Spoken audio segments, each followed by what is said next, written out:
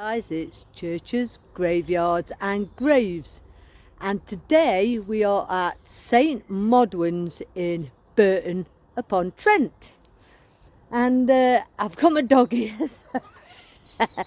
She's really interested in all the squirrels and all the wildlife as they keep running around the graveyard. But I brought you here today because actually the graves are really quite interesting in here and very typical of this period. Now the actual church itself is from 1728, so it's not a mega old church, and I'm going to show you that in a moment. And it was originally there was originally an abbey here from the 7th century. So there was a nun called St Modwena, or sort of an abbess, and she founded an abbey right here on this site. But that church and that abbey has long gone, and it's now been replaced by this 18th century church. It does have a 15th century font on it and a really interesting set of pulleys, but sadly it's shut today. But I am going to show you these wonderful graves and we'll have a quick look at the church. So here we go. So we're at the back of St Modwens here, and you can see it's not a medieval church by the size of the windows here and by the structure of the actual building. So if you can see, these are obviously very not the higgledy-piggledy stones that we see in the medieval churches, but these substantial blocks. And you can also see these sizable windows. But this is rather a large church, it is, but we are at the back of it. So I'm just going to show you now some of these fabulous graves because it's got a really interesting array. And look at all these beautiful flowers as well that are here at the moment. To be honest, they have let it go a little bit wild, particularly over there, and as it goes on to the Trent itself. So it's right next to the Trent. But these graves are fabulous. They're really typical of like Victorian graves. And I particularly want to point out this one where my dog is. She is. She's just taking a bit of a look.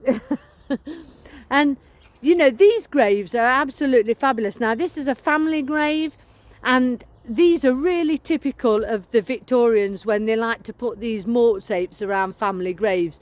And you've got these fabulous sort of acorn figures and these like trefoils here, and these are wonderful examples of Victorian ironwork, and you get them in quite a number of Victorian graves. But there's a vast array of difference here.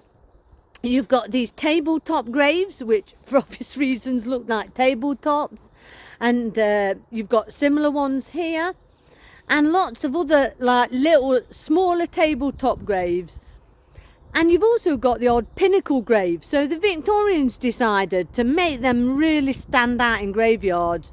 The wealthy had even taller graves. So it went from like being this sort of grave, the flat type grave, to really tall pinnacle graves.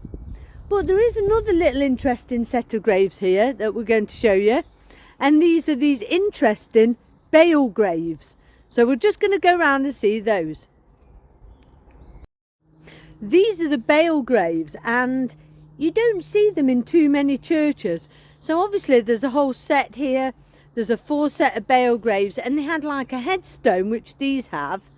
You can see the headstone, and then you had these like bales. So they weren't exactly like the coffin shaped the body graves. They were called bale graves because they looked like bales. And here's another one here. We've got all these lovely wild flowers as well around these. So these are really atypical of this period. So I'm just going to let you hear the bells there. That's the clock from St Modwens. But if you look around this graveyard, you see like the tabletops and the bales, and you get these mortsafe graves and the pinnacles.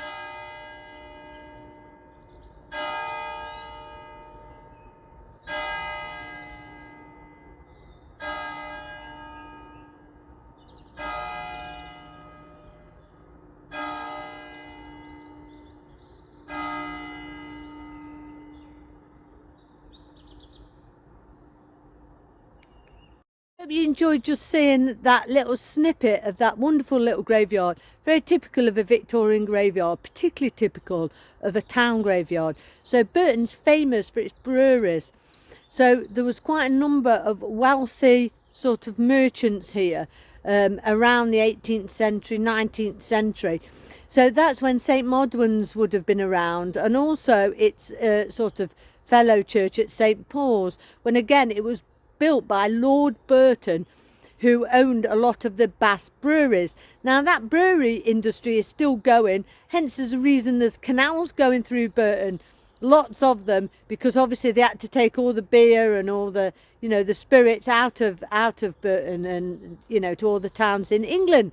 So that is the reason why these churches had the examples of the graves basically are for the more wealthy people. You know, these pinnacle graves and these tabletops were very typical of the wealthy.